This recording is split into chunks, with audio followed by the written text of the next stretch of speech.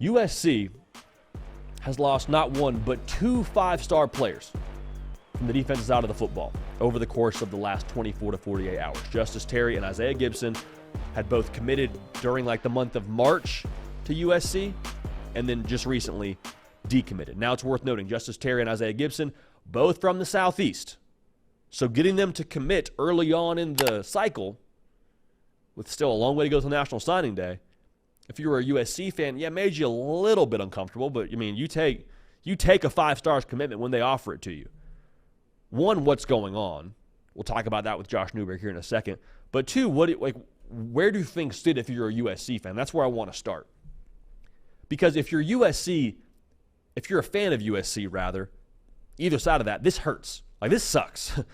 And it should hurt. Let it hurt. But you also look at the rest of your calendar and you're like, all right, we got a long way to go now. We can't just sit here and be disappointed about this. We got to kind of pick ourselves up here and make something shake. So what's next for USC? I think when you look at the future, you're like, yeah, this hurts, but it's not National Signing Day. You still have 6 months until Penn has to meet paper for the early signing period. You have a quarterback, a 5-star quarterback, and Julian Lewis, who is still committed. Even with those decommitments, USC is still on the doorstep of a top 10 class. And the big thing here, too, for USC, for me, is you still have a whole freaking season to play. I have to believe if USC was consistently a top 10 school when it came to the defensive side of the football, I bet some of these commitments would probably stick. We'll go show them. Go put proof of concept together in the Big Ten, a line of scrimmage league, that this is a new USC. This is a new USC defense under Dan Lynn and Eric Henderson. I think when it comes to the immediate future, they have a big recruiting weekend this weekend. A chance to stabilize optics. A chance to get everybody sort of back on the same page. Hey, we're good. Hurts to lose recruits. We're good. But like Sylvester Stallone and Rocky, it ain't about hitting. It's about how hard you can get hit and keep moving forward. I think that's about what he said, but the sentiment rings the same. They have a lot of big stages here for USC. They're going to go ahead and try and flip kids. In some respects, you kind of just charge into the game. Yep, we lost a 5-star. Guess what? We're going to go out and recruit some more 5-stars. We're going to try and steal somebody else's 5-star. We're going to go out and recruit through the whistle and try and find a way to add more talent. I ain't hear no bell, is what you'd be saying if you're a USC fan. I did not hear a bell yet. We're going to keep on pushing. We're going to keep on moving forward. And I think it just puts a heavier emphasis on this season. In terms of stages, if you're USC, to make a statement in the future, that first game against LSU, SEC opponent, that'd be a nice one to show out for defensively. I know it's a lot of new pieces on that side of the football for LSU, but if you go out and shut down what was last year's top offense in the country, I think that would go a long way in making a statement. You got Michigan at Michigan. Go win that game. Michigan's the bully, defending national champions. Go win that game. Go play trench warfare in that game. You got Penn State in Los Angeles. You got Notre Dame in Los Angeles. A lot of big opportunities here for USC to make a statement to the 2025 class that this is a different defense. It's going a different direction. And I promise you, proof of concept would go a long way when it comes to recruiting the defensive side of the football. So that's my take on it. But we sat down with Josh Newberg, host of the Inside Scoop and national recruiting analyst for us here at On3, to chop it up, get his take on things, and also look to the future and where things stand with Julian Lewis on the heels of these decommitments. Check it out. Josh, obviously tough past couple of days for the old folks out there in Los Angeles. You lose not one but two 5-star commits on the defensive side of the ball, Isaiah Gibson, Justice Terry. And I think the best place for us to start with this conversation is, what the heck is going on in LA right now? It's been a rough week. They kind of ripped the Band-Aid off because they lost them both within a 24-hour period. Sure. So there was it wasn't like one decommitted, you had a mourn the loss, and then it was both of them within a 24-hour period. What the heck is going on in LA? Well, for one part, Julian Lewis is still committed. Yes. So that's a positive. Huge. Through all of this, Julian Lewis, the 5-star quarterback from Carrollton, Georgia, is still committed. So what happened? Well, in my opinion, I think, USC had these guys out in March. Isaiah Gibson and Justice Terry, both from the state of Georgia, were both on campus in LA. In March, it was exciting. Coach Henney was there. Some of the former players were there. There was just an excitement in the air. They probably pressed for their commitments. The guys jumped on board. It's early.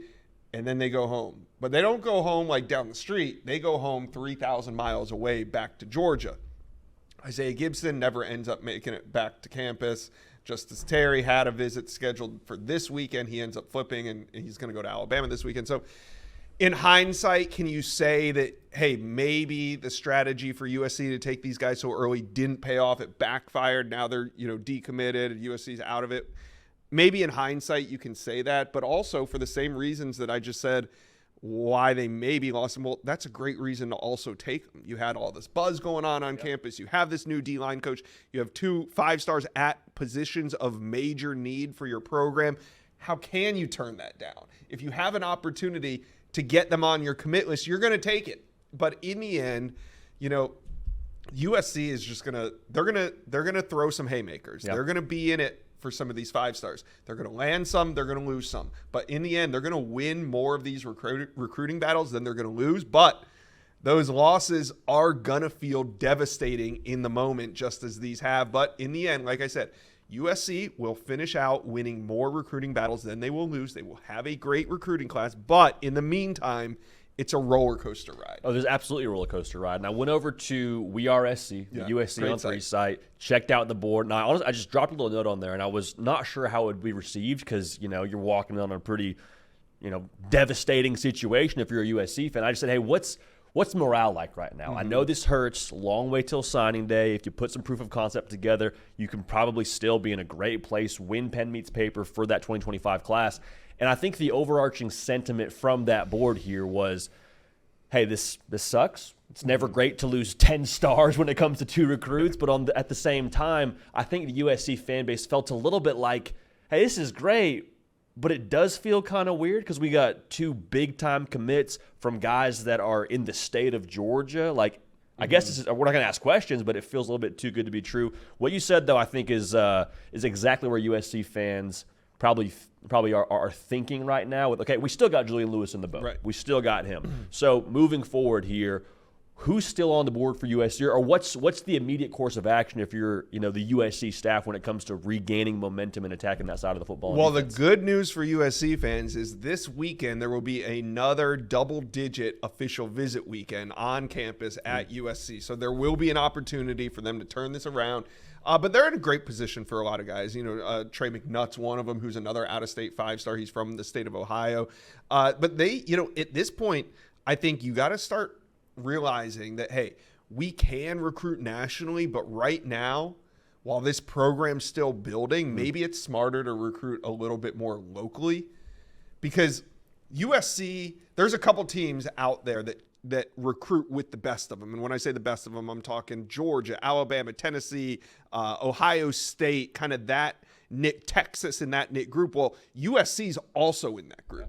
But the one difference about USC and Auburn, and they suffer some of these devastating losses as well and some big wins, but I think USC and Auburn they match those teams on the recruiting trail, but they don't necessarily match them with wins on the field yet. Mm-hmm. Once USC gets more wins consistently on the football field under Lincoln Riley, they won't be as subjected to these devastating losses. 100%. It'll be a little bit more of a smooth ride instead of this roller coaster of emotions that you feel. I mean, you see it at Auburn too, and I think it's because of the same reason. If Auburn's swimming in the same pools as Ohio State, Georgia, Texas, Alabama, the only difference is wins on the field. Yep. The growing pains are painful for a reason. It feels like maybe they're still kind of experiencing those.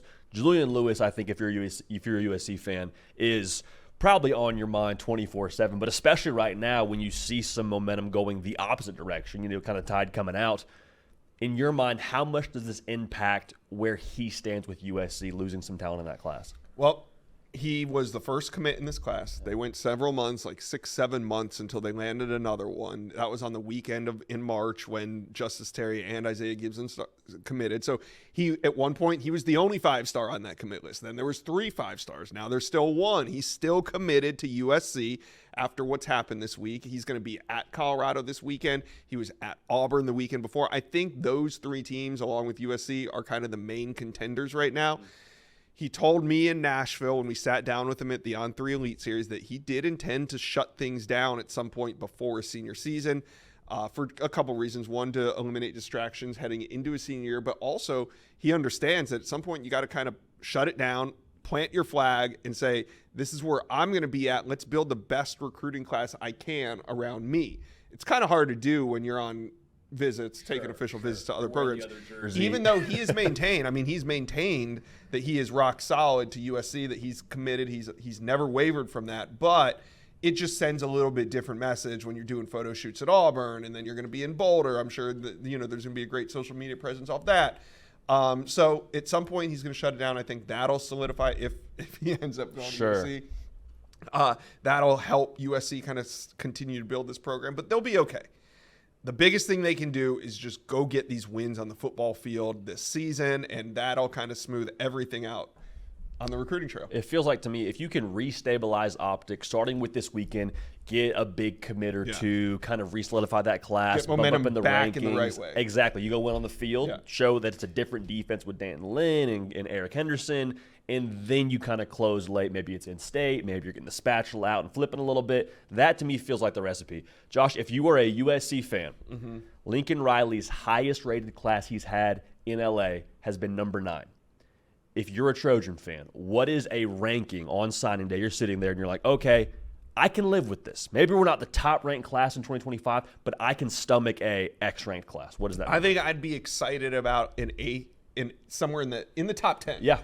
Even if it's a lower top 10, 7, 8, I'd be really excited about that, because also USC, they play the portal, so they don't exactly go overboard when it comes to taking high school athletes. So, they can maybe slow play the high school. So if you finish in the top 10, if you're USC, I think that's a step in the right direction, especially if Julian Lewis is on your commit list. Now, sans Julian Lewis on that commit list, one, I think it's going to be hard for them to get a top 10 class.